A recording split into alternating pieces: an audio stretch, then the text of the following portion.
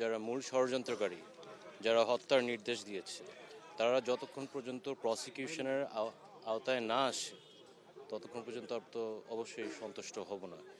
আর পিলখানা হত্যাকাণ্ড এত ভয়াবহ একটা হত্যাকাণ্ড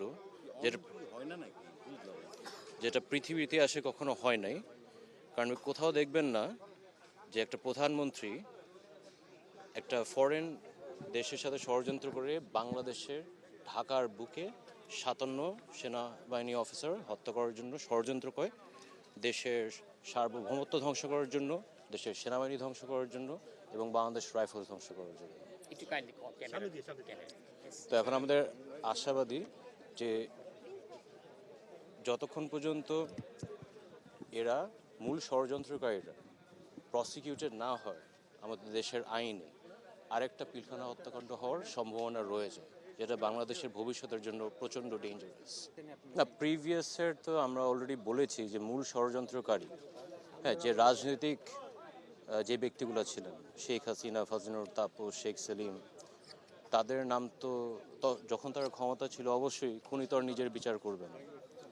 তো এখন 5 আগস্টের পর, জুলাই রেভলিউশনের পর আমরা একটা সুযোগ পেয়েছি যে একটা বিডিআর কমিশন গঠন করে আসল ঘটনাটা বের করে, যেটা আপনি বিডিআর কমিশনের রিপোর্টের লাস্ট প্রেস কনফারেন্সের রিপোর্টটা দেখেছেন।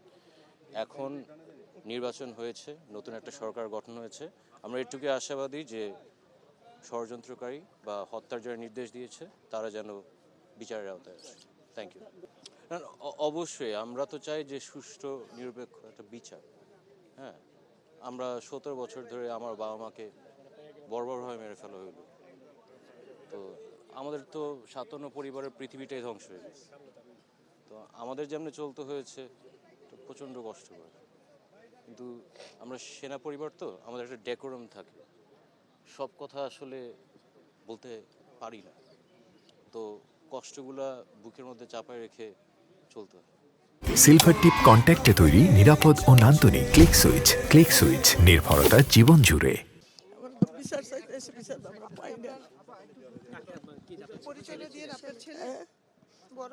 বড় ছেলে সংসারে প্রথম বড় ছেলে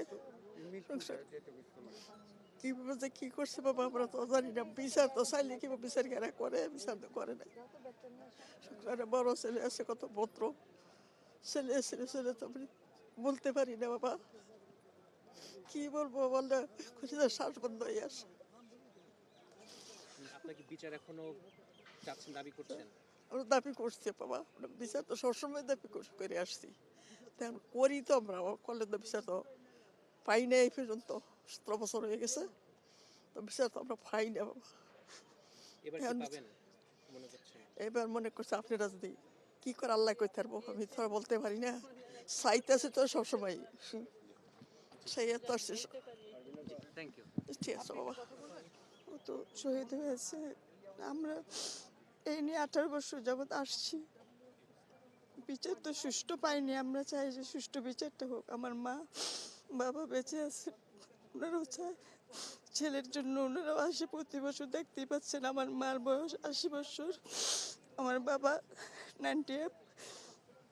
ওনারা কষ্ট করে আসে ছেলের জন্য প্রতি বছর। বিচার এখন আমরা সুষ্ঠু পাইনি, আশা করি পাবো। সবচেয়ে আমাদের বড় যেটা দুঃখ আর কি, আমরা এখন তো জানতে পারি না আমার ছেলের মা থেকে জড়িত বলবে মেরেছে কারা, নামটা উঠে আসুক।